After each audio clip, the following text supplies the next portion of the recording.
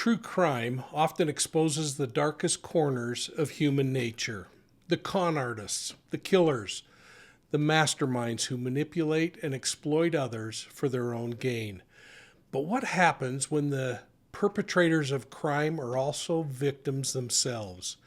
This question becomes particularly murky in cases involving young people who were raised in cults or indoctrinated at an early age. Let's talk about this.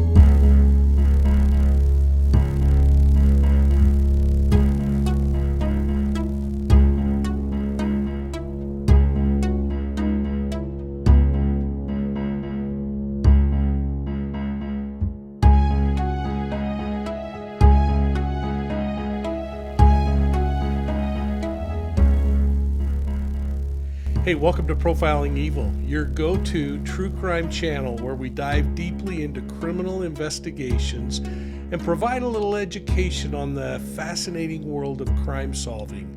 Now, if you're passionate about unraveling mysteries and understanding the psychology of crime, you've come to the right place. And as we get started, I hope you'll take a moment and hit the like and subscribe button so that you don't miss any of our videos. Make sure that you've got notifications turned on it. And please give this video a thumbs up. That way we can keep bringing amazing content. So share us with your friends. Now, true crime often focuses us to ask uncomfortable questions. I mean, all of us like clean narratives, the good versus evil scenario, victim versus perpetrator. But real life rarely fits into these neat categories. Nowhere is this more evident than in cases where young people raised in a cult grow up and commit crimes under the influence of the indoctrination that goes on. Take the case of Moretta Johnson, a young woman who was just sentenced for her role in abducting children and keeping them from state custody, children who had already been removed from the clutches of a cult leader in the FLDS, someone who once claimed her as his wife as well. She was his accomplice. That is a cold, hard fact. But she was only 19 years old at the time of her arrest, a legal adult. On paper, she absolutely committed a crime. But the reality is far more complex. My question is, was she a criminal or just another victim who acted under the only belief system that she'd ever known? Now, maybe, if we believe all the stories, she truly thought that she was doing something that would keep her a place in heaven, and by not doing it, she would not receive a heavenly reward. Now, this is where true crime intersects with morality, psychology, and the criminal justice system in a way that forces us to kind of wrestle with a difficult question. And the question is, at what point should we be holding young cult members fully accountable for their crimes? It makes us ask questions like, can we ever truly untangle their personal agency from the coercion that shaped them? And how about, how do we pursue justice while leaving room for mercy? You know, there's an important distinction that often goes unrecognized in discussions about cults, and that is that not all cult members are the same. Some people actively choose to join cults as adults. They might be drawn in by promises of enlightenment, belonging, end-of-world theology, or power. These convert cult members had a life before they chose to join a cult. They made this decision to join the cult, however misguided, and they embraced the doctrine. But then, on the flip side, there are those who never had a choice. They were born into it. They were raised in it.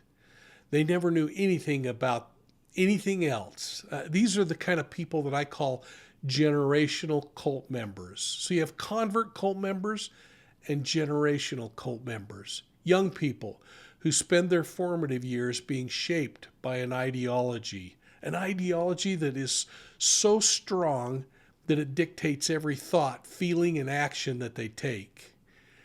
You see, in religious cults, the very thought of offending the God that they believe in would be eternal damnation. And holy smokes, That is a heavy price for anyone to pay. A child who is groomed and trained in an ideology probably should be treated differently than the convert who willingly joined the cult as an adult, only later to commit crimes within the cult. These are adults who made a decision to violate the law, and they, frankly, should be held to a much higher standard. A standard that, in my opinion, is more judgmental of that generational cult member who, again, by contrast, may have been trained from childhood to commit crimes. So when we charge them with crimes at the age of 18, 19, 21, are we punishing them for their choices or punishing them for the choices that were made by somebody who knew that they never had a say in what they were going to do? This isn't just a theoretical question, though. It's a personal question that I've seen played out in real life. Decades ago, I was involved in the Zion Society investigation, a case that exposed the disturbing web of child abuse and cult manipulation. I wrote a book about that, and you can actually go to Profiling Evil and get a signed copy through Profiling Evil. It's called Deceived, an investigative memoir of the Zion Society cult. Now, in that cult, at the time, several young women ages 18 to 21 were charged with serious sexual crimes against children. They were definitely perpetrators, in my opinion. The evidence was undeniable, and their age at the time they committed the crime placed them in the category of an adult. But they also had spent years, some of them starting as young as age 3 or 4, being groomed by the cult leaders to believe in the ideology that it was okay to sexually abuse children. Looking back, some of us involved in the investigation many years later question whether we made the right call so long ago. In fact, 30 years after they all went to prison, we went back to the county attorney and we asked that actually one of those young women, the predatory designation that she had, was changed from being a suspect to a victim. In hindsight, we realized that in fact she was both. She had committed the crimes, but she'd also been forced into them long before she was old enough to understand what she was doing. Something that should have felt completely wrong to a normal person was actually commonplace, sacred by the cult leaders' terminology. In fact, I'll never forget speaking to her a few years ago when she said some 32 years later, "We didn't even know it was wrong until you told us it was." We didn't know it was wrong until you told us it was. Should this kind of a person be held responsible for their actions? Absolutely. They still have to be held responsible. But the bigger question, I think, is should she have been treated as an equal to a cult leader who was orchestrating it all? And the answer is absolutely not, in my opinion. And this is where things get tricky. In cases of sexual assault, child abuse, or coercion, we're typically swift to condemn adults who commit crimes. But what about that 18 or 19-year-old who was raised to believe that these actions were normal? I mean, consider this. If a child soldier is forcibly recruited into an armed conflict, let's say at the age of 12 or so, and ordered to kill, do we hold them accountable as a war criminal in their 30s? Most of us would say no. Instead, the international community acknowledges their victimhood and focuses on rehabilitating them. Yet, when it comes to cult survivors who have committed serious crimes, the justice system doesn't seem to be as willing to extend that same understanding. Now, I spent a career in law enforcement. This might be troubling for some of you to hear a cop talking this way, but for someone like Moretta Johnson, who was just convicted, someone who was raised to be an obedient polygamous wife, taken as a child bride, and then later recruited into the activity work of the cult, her actions at age 19 weren't those of a free-thinking adult, someone making rational choices. And so the question is, should she be punished like the others are? Possibly so, I don't know. But I'm wondering if she should be treated in the same way as a calculating predator like Samuel Bateman, who was sent for 50 years to prison, or Warren Jeffs, who will spend the rest of his life in prison for sexually assaulting children. I think the answer is absolutely not. So where do we draw the line? And at what age should we expect full accountability? Is 18 the correct cutoff? 21? 25? Or should it be based on what they were subjected to before the decision? You see, science tells us that the human brain, particularly the areas responsible for judgment and impulse control, don't fully mature until about the age of 25. So this could suggest that young adults who were indoctrinated into cults and committed crimes within that window of time might actually deserve a different legal approach than older adults who act on their own free will.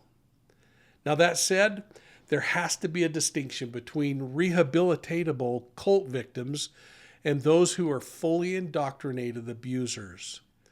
For example, if somebody grows up in a cult but they have access to outside information, they reach adulthood and they continue to victimize others without coercion, then accountability has to take place. It has to be a priority, and people like that should go to prison, probably for life.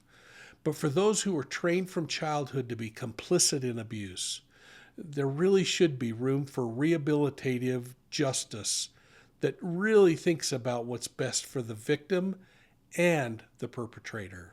Because the perpetrator in these cases, in my opinion, was a victim long before they made those fatal choices. And that's where I'm taking a stab at the concept of balancing justice with mercy. The criminal justice system isn't always great at nuance. It tends to kind of categorize people as either perpetrators or victims, leaving little room for those who fall into both categories. But if we truly want justice that doesn't just punish but also prevents future harm, then we've got to be willing to look at cases like this with a more nuanced perspective. Now, this doesn't mean letting people off the hook for serious crimes, especially crimes like child sex abuse. But it does mean recognizing the difference between somebody who's been brainwashed into harming others and someone who knowingly and willingly chooses to be a predator to satisfy some evil desire.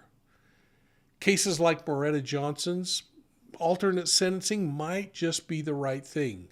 Things like mental health treatment, deprogramming, or supervised probation. It may actually be more appropriate than simply locking her up and labeling her a criminal for life.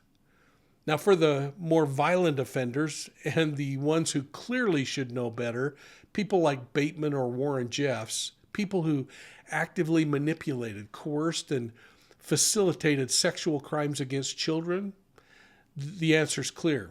They should be treated as predators, not victims. And frankly, they should probably spend the rest of their lives in prison.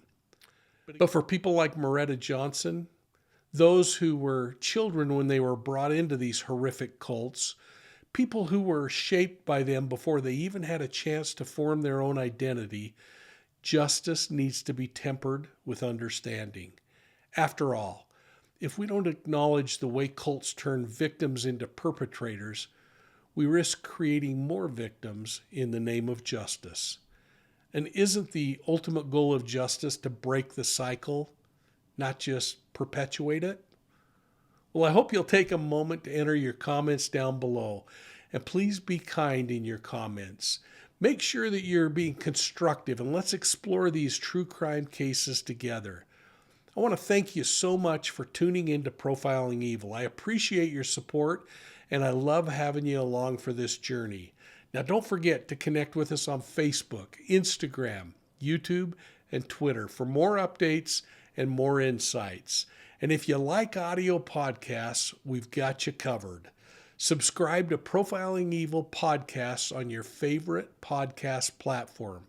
That way you can catch Profiling Evil on the go.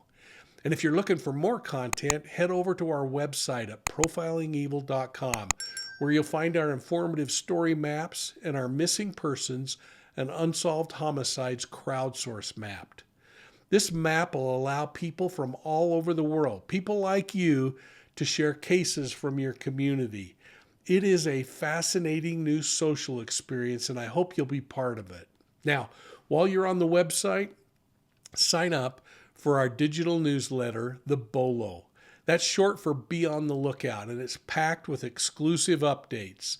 And the only way you're going to get it is by subscribing at profilingevil.com. And if you happen to be a fan of true crime books, make sure you're checking out my books on our website. Again, you can grab Deceived that I talked about earlier and that really focuses on what we're talking about today, or my other book, She Knew No Fear, the gripping story of my great-great-grandmother's murder in 1891. I share how I solved her death and her murder 130 years later, all while exploring her Scottish heritage, her incredible pioneering journey across the ocean and across the Americas, and her role in conquering the hole in the rock, a true piece of American history. Well, thanks for your incredible support of Profiling Evil. We'll see you soon at the next crime scene.